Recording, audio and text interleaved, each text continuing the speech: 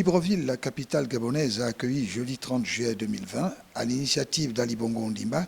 les travaux de la 17e session ordinaire de la conférence des chefs d'État et de gouvernement de la Communauté économique des États d'Afrique centrale, CEAC, qui revêtait une importance particulière, comme affirmé par lui en sa qualité de président en exercice de l'organisation sous-régionale, puisque ce rendez-vous, qui a eu lieu par visioconférence à cause de la pandémie du coronavirus, était axé sur la révision du traité de la CEAC vieux d'un an.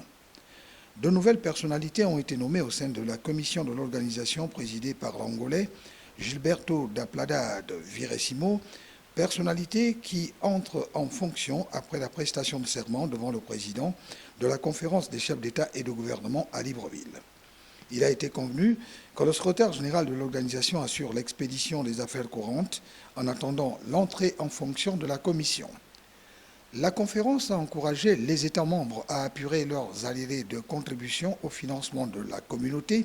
en dépit d'un contexte économique rendu très difficile par le Covid-19.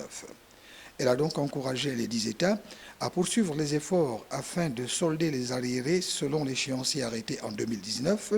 qui fixe les modalités de règlement des arriérés de contribution des États au financement de la CEAC. Il a été également question, lors de ces échanges entre chefs d'État et de gouvernement, d'arrêter à 12 mois maximum la période transitoire du personnel actuellement en poste au secrétariat général de la CEAC à partir de l'entrée en fonction de la Commission. 8 États membres ont ratifié le traité révisé de la CEAC, signé le 18 décembre 2019 à Libreville,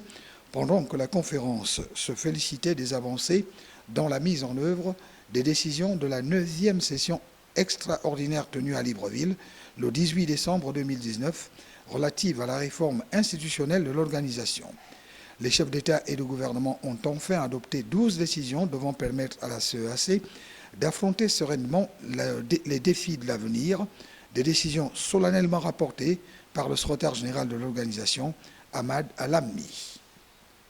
Le secrétaire général de la CEAC, Ahmad Alammi, qui publiait les décisions adoptées par les chefs d'État et de gouvernement de la communauté à l'issue de leur 17e session ordinaire tenue jeudi dernier à Libreville. Libreville attend maintenant d'accueillir la 18e session ordinaire de la conférence des chefs d'État et de gouvernement de la CEAC en novembre 2020, qui sera entre autres marquée par la passation de service à la présidence en exercice entre Ali Bongo Ondimba du Gabon et son homologue congolais Denis Sassou Nguesso.